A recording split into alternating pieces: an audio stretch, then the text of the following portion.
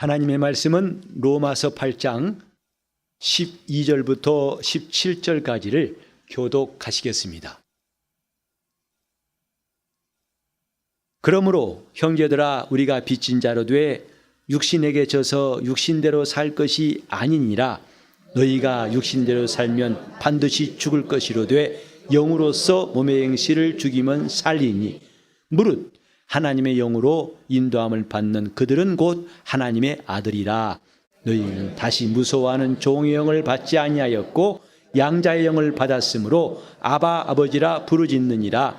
성령이 친히 우리 영으로 더불어 우리가 하나님의 자녀인 것을 증거하시나니, 자녀이면 또한 후사 곧 하나님의 후사요 그리스도와 함께한 후사니, 우리가 그와 함께 영광을 받기 위하여 고난도 함께 받아야 될 것이니라. 아멘. 오늘도 여러분 심령에 우리 주님의 은혜와 평강이 가득하시기를 예수 이름으로 축원합니다. 하나님께서 여러분의 소원을 만족해 하신 일들이 때마다 일마다 이루어지기를 예수 이름으로 축복합니다. 지난 3월 1일 3.1절이죠. 보통 우리 교회에서는 이런 나라 국경일을 별로 거론한 적이 없이 설교할 때가 많은데, 오늘은요 특별히 이 일을 말하고 하고자 합니다. 3.1절이 얼마나 중요한 국경일인가 하는 것에 대해서 우리는 막연히 혹은 거의 생각지 않은 경우가 있습니다. 하지만 헌법 전문에도 3.1운동은 우리나라의 시작이 됩니다. 3.1운동의 정신으로 상해의 대한민국 임시정부가 수립이 되고 그것이 대한민국의 뿌리가 된다 하는 것이 헌법에 나와 있습니다. 이 중요한 나라의 국경일, 거기에 민족대표 33인 가운데에서 기독교인이 가장 많은 16명이 들어가 있더라고요. 천도교 사람 15명, 또 불교인 2명. 그 당시에 남북한 1700만 명의 인구가 있었다고 하는데, 그때 기독교인은 고작 30만 명이었다고 합니다. 1.8% 정도 됩니다. 지금에 비하면 10분의 1이죠. 그렇게 적은 기독교인이었지만은 3.1운동을 대표적으로 또 조직적으로 이 3.1운동이 성공하기까지는 기독교인들의 힘이 컸다고 나와 있습니다. 실제로 이 운동 때문에 9,000명 정도가 투옥되었다고 하는데, 거기에 22.4%가 기독교인이었다고 그래요. 저는 이런 기록들을 보면서 내가 기독교인이라는 자긍심, 비록 요즘에는 교회가 사회로부터 그리 좋지 않은 시선을 받고 있습니다만은 우리 신앙의 선배들이 나라를 위해서 참 훌륭한 일을 했다는 데에 자랑이 됩니다. 왜 3.1운동이 중요하냐면 그것 때문에 상하이 임시정부가 섰습니다.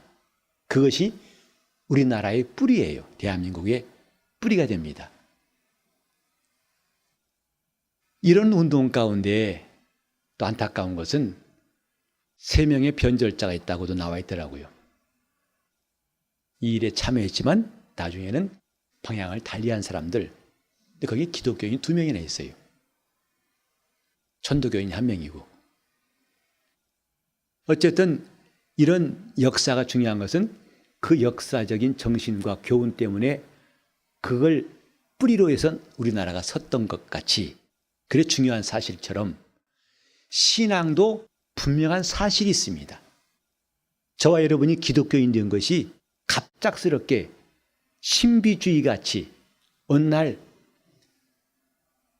갑작스러운 일로 기독교인 된 것이 아니라 우리 신앙의 뿌리가 본질이 있답니다.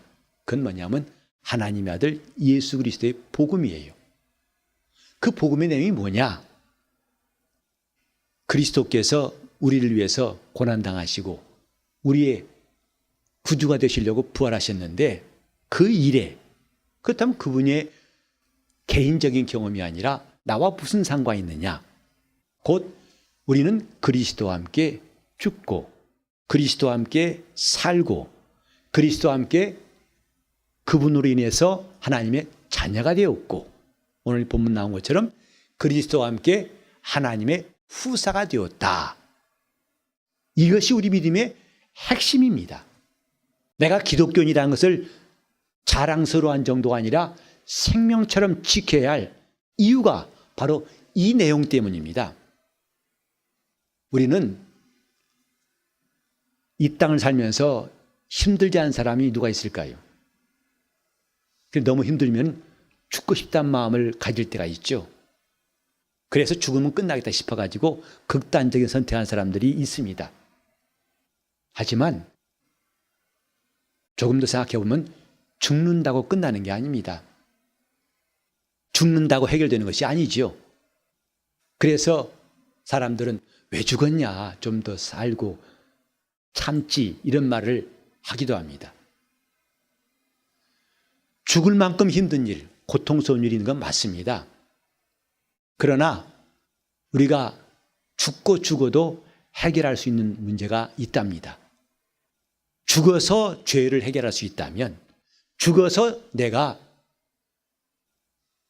자유를 누릴 수 있다면, 그럼 우리가 스스로 죽을 수 있겠습니다마는 스스로 죽는다고 해서 그 일은 되지 않습니다. 그래서 그리스도인들은 자기 스스로 목숨을 끊는 일을 결코 선택하지 않습니다. 왜냐하면 그것은 우리를 위해 죽으신 주님의 죽음을 헛되이 만들고 모욕하고 경멸하는 것이 될 수 있기 때문입니다. 우리는 그리스도와 함께 죽은 사람들, 스스로 죽지 않고 그리스도와 함께 죽는 길을 택한 사람들입니다. 그래야 우리 옛사람을 영원히 장사할 수 있습니다. 내 일생 동안 따라다닌 죄의 멍에를, 죄에 쏘는 화살을 멈출 수 있는 자는 아무도 없어요. 내가 죽었다고, 또 누가 나를 위해 죽었다고 해서 내가 져야 할 죄짐과 끈질긴 죄의식과 그 죄의 결과를 해결할 수가 없습니다. 오직 유일한 길은 그리스도와 함께 죽는 것, 그리스도와 함께 장사 지내는 것만큼 완벽한 길이 없다는 것을 우리는 예수 안에 들어와서 알았습니다. 그리스도와 함께 죽음으로 우리는 더 이상 우리 죄가 나를 주장할 수 없다는 놀라운 진리를 알게 되었습니다. 두 번째로는 우리는 그리스도와 함께 살리심을 얻은 사람들입니다. 우리가 열심히 활동한 이유가 뭡니까? 살려고 하는 거 아니겠습니까? 몸이 피곤해서 파김치되더라도 다음날 또 일어납니다. 가서 일합니다. 왜냐고요? 살기 위해서 아닙니까? 나도 살고 내 가족들을 살리기 위해서 애쓰는 거 아니겠습니까? 하지만 성경에 기록된 대로 사람의 수고는 끝이 없고 만물의 피곤함은 말로 다 할 수 없다고 그랬습니다. 가도 그 피곤함과 수고는 끝나지 않습니다. 결국은 그렇게 살다가 죽습니다.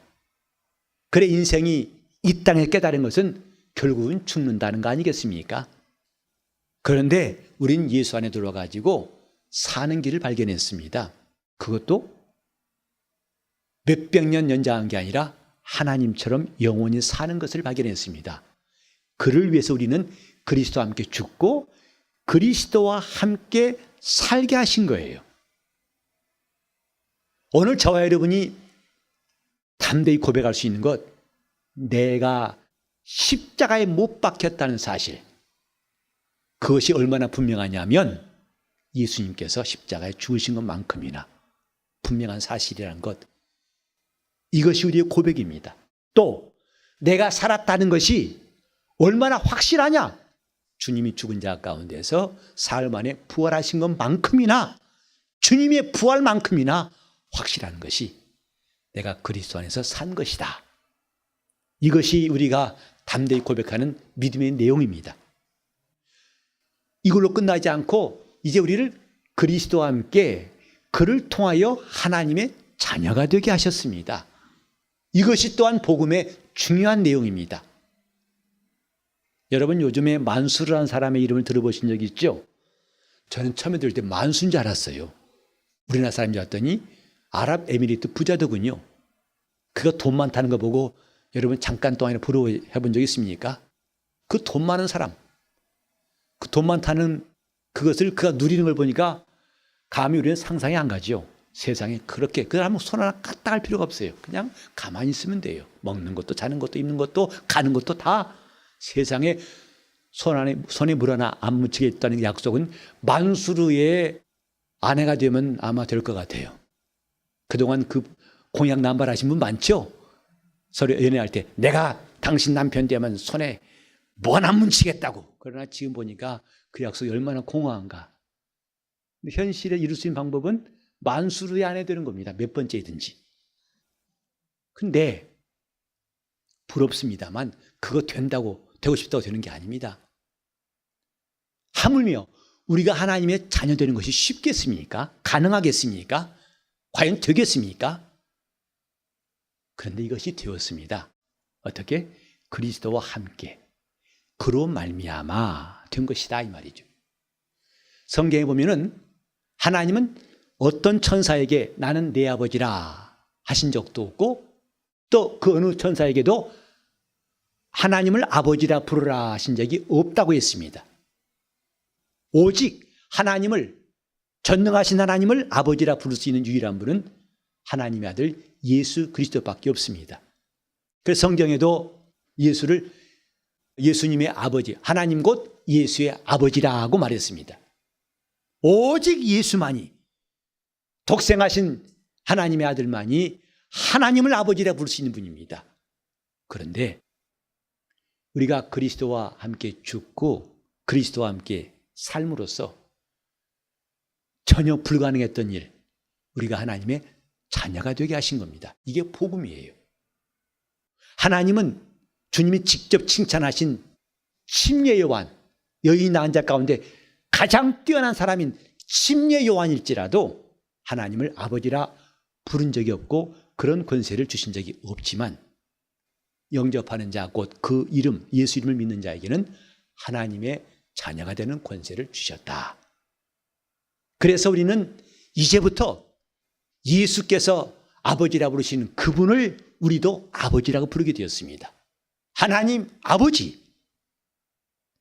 하나님을 아버지라 부르는 이 영광을 금세와 내세에 자기 힘으로 얻을 자가 있을까요? 복음은 이것을 우리에게 허락하신 하나님의 특권입니다. 하나님은 우리 아버지시다. 오늘 우리가 이 감격, 이 놀라운 영광을 진정으로 인정하고 누릴 수 있다면 얼마나 놀라운 신분임을 알 수 있을까? 하나님 우리 아버지시다. 이것을 하루 종일 고백한다고 해서 그 영광을 다 표현할 수 있겠습니까?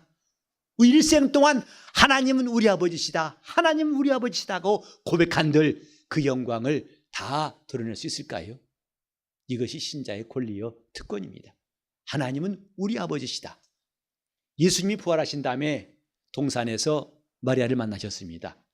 그때 마리아가 만지려고 하니까 만지지 말라 하신 다음에 하신 말씀이 있죠. 너는 가서 내가 내 하나님 곧 너희 하나님, 내 아버지 곧 너희 아버지께 올라간다 하라고 명령하셨습니다. 저는 그 말씀을 읽으면서 정말 놀라운 사실, 예수님이 하나님이라 부른 그분이 곧 나의 하나님이고 예수님이 아버지라 하신 그분을 우리에게도 너희 아버지라 이렇게 되게 하시려고 오신 것이 인자의 공생애입니다. 성탄절이 산타크로스에서 즐거운 게 아니라 이 먼지 같은 인생들에게 엄청난 영광을 주시려고 오신 하나님 아들의 탄생이기 때문에 기뻐하는 겁니다. 하나님이 내 아버지시다. 하나님은 나의 아버지시다. 그래 기도할 때도 하늘에 계신 우리 아버지요. 우리가 기도해야 할 대상이 누구인가를 주님이 분명히 말씀하셨습니다. 하늘에 계신 우리 아버지요.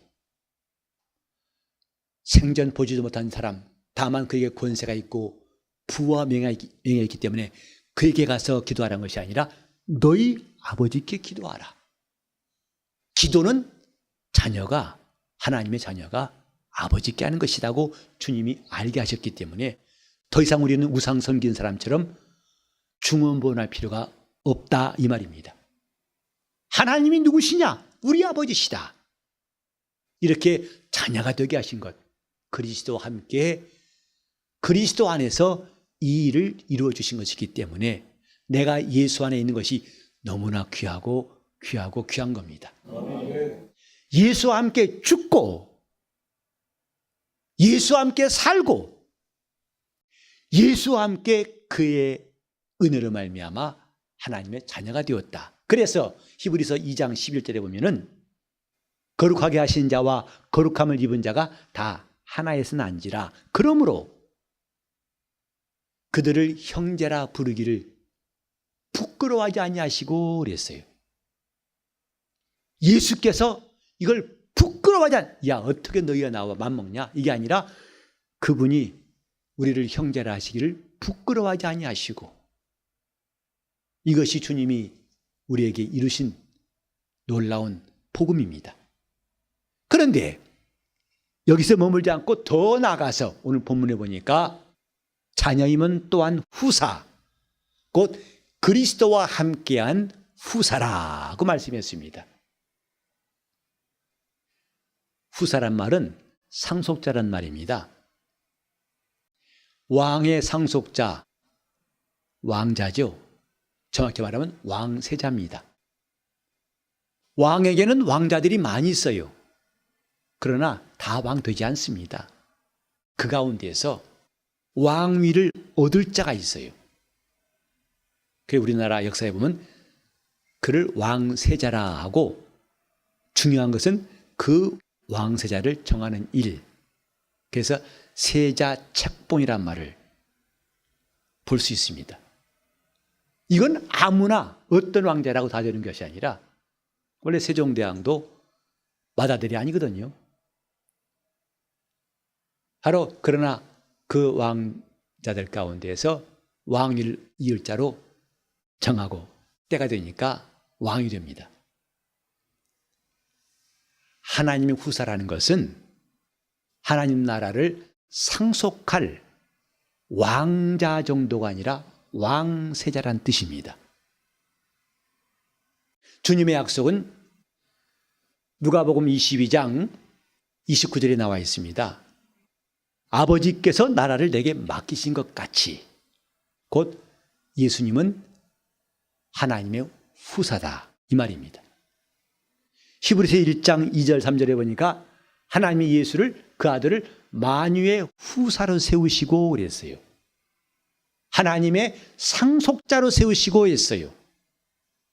주님은 그걸 말씀하시기를 아버지가 나라를 내게 맡기셨다 했고 그 다음에 보면 그와 같이 나도 너희에게 나라를 맡길 것이다 했어요. 이것이 곧 예수 그리스도와 함께한 하나님의 후사입니다.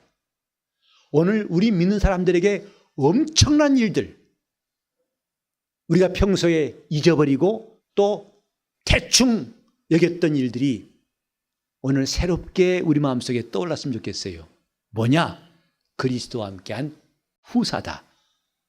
이것이 남아있다 이 말이에요. 우리가 예수를 잘 믿자는 건 그저 열심히 있는 종교에 되자는 뜻이 아닙니다. 엄청난 하나님의 약속이 남아있습니다. 뭐냐? 하나님의 후사가 되는 것이다. 하나님의 상속자가 되는 것이다. 그 나라를 얻을 자가 된 것이다. 주님은 그걸 좀 더 자세히 말씀하신 게 뭐냐면 그 상속자들은 내 상에서 먹고 마시며 곧 나와 같은 이 영광을 누리게 할 것이다. 함께 상을 마주한다는 것은 그 사람의 지위를 의미합니다. 신분을 의미합니다. 옛날에 빈부귀천이 있었을 때 그때는 먹는 것도 함부로 못 먹었죠. 심지어는 근대에도요. 인종차별할 때에 저 미국에서는 흑인들이 못 들어온 식당이 있었다고 그래요. 100인만 들어간 식당. 차이를 두는 거죠. 그러나 함께 먹는다는 것은 그들의 위치를 말해주는 거예요. 주님은 그 나라를 상속할 자들이 어떤 사람인가? 내 상에서 먹고 마시며.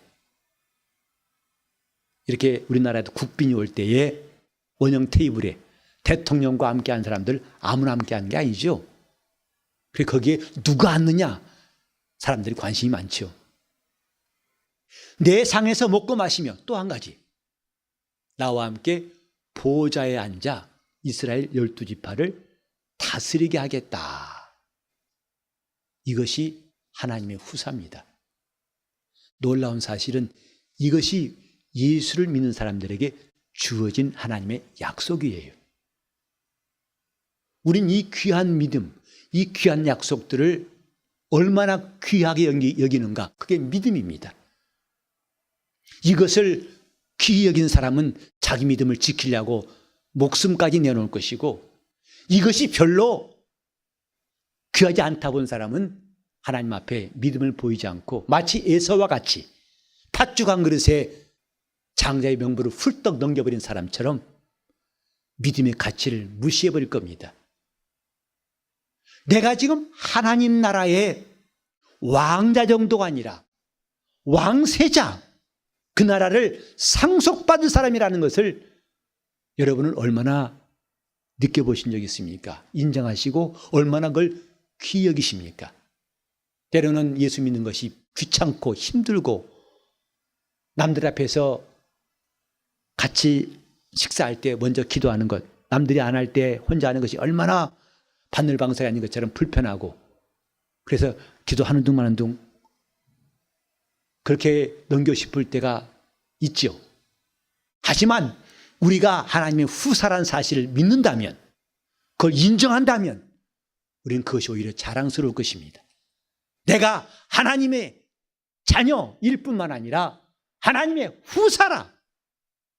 그래서 히브리서 1장 14절에 보니까 모든 천사는 하나님이 부리시는 영들인데 구원 얻을 후사들을 섬기라고 보내심이 아니냐라고 말씀했습니다. 다시 말해서 이렇게 하나님의 후사된 자들을 섬기라고 하늘의 권능들을 보내사 하나님이 도우신다는 것을 말씀했습니다. 천사를 숭배하는 것은 기독교 신앙이 아니지요. 오히려 천사들이 우리가 받을 구원을 살펴보고 싶어하는 것이라고 베드로전서 1장에 말씀하고 있습니다. 그들이 얼마나 우리 받은 구원을 부러워하는지, 그들이 살펴보고 싶은 것이 우리가 받은 구원, 이 큰 구원이라고 말했습니다. 그러므로 내가 지금 하나님의 자녀로서, 더 나아가서 하나님의 후사로 사는 것이 참으로 귀하다는 사실을 우리 마음에 새길 수 있길 바랍니다. 나는 하나님의 후사, 이 놀라운 후사, 곧 그 나라에서 주님과 함께 왕노릇하며 그 나라를 통치할 수 있는 어마어마한 신분을 허락하셨다는 것, 이것이 우리의 긍지가 되고 기쁨이 되어서 그러려면 그리스도와 함께 고난받는 것을 기뻐하라. 교회에서도 겸손하게 섬기고 봉사하는 것을 이것이 내 상급이라고 생각하고 이것이 가장 좋은 길이라고 생각하라. 사람들 앞에 높임받는 것은 이 다음에 주 앞에 설 때는 가장 낮은 자가 될 것이다. 그래서 누구든지 크고자 하는 자는 작은 자가 되어야 한다고 주님 말씀하셨지요. 하나님의 상속자, 이 채통과 지위와 자긍감과 신분을 지킬 줄 아는 것, 이것이 영적 생활이라고 할 수 있습니다. 아무나 왕 될 수 없지요. 아무나 왕세자 될 수 없지요. 그래서 그가 이런 영광을 얻었다면 그때부터는 참으로 좋은 왕 되기 위해서 준비하고 애쓰는 것 너무나 당연한 거지요. 그래서 함부로 하지 않습니다. 믿음을 함부로 깨뜨리거나 믿음을 저버린 일은 전혀 상상할 수 없습니다. 오늘 저와 여러분이 예수 믿는 사람 되었다는 거, 그냥 교회 나간 사람이 아니라 마침내 예수 그리스도와 함께한 하늘의 상속자 되게 하신 약속, 꼭 손에 쥐고 끝까지 승리하시길 바랍니다. 나는 하나님의 상속자가 되게 하신 것, 이건 내 힘이나 내 야망이나 내 결심이나 내 뜻이 아니라 하나님이 그리스도와 함께 주신 놀라운 약속이라는 것. 이제 남은 것은 이 약속을 누가 귀히 여기고 끝까지 지키는가만 남아 있습니다. 제가 전에 아프리카 가나에 갔을 때의 이야기입니다. 1991년도로 기억되는데 갔더니 아직 왕이 있더라고요. 분명히 대통령제 국가이지만은 실제로 왕이 있어요. 그래서 내가 물어봤어요. 당신은 만약에 왕은 가라고 하고 대통령은 가지 말라 할 때 누구 말 듣겠냐? 그 사람도 이제 왕족 중에 하나라더라고요. 물어봤더니 망설일 틈도 없어요. 왕의 말 듣다는 거예요. 대통령 말, 왕의 말 듣는다. 근데 그때 왕보다 그 앞에 있던 왕 때만 해도 즉결 처분했다고 그래요. 왕이 그 앞에서 저는 죽여라 그럼 바로 죽였대요. 그런데 그 아버지가 이제 이 땅을 떠나고 아들이 옥스퍼드에서 공부하다가 아버지를 이어서 왕이 되었어요. 이제 그것은 이제 즉결 처분을 안 한다 하더라고요. 근데 그 왕의 품이 우리가 볼 때는 똑같이 흑인이에요. 가나 사람이에요. 근데도 그들은 얼마나 왕에 대한 권위를 알고 자기의 품위를 지키려고 하는지. 그래서 땅과 늘 떨어져 있어요.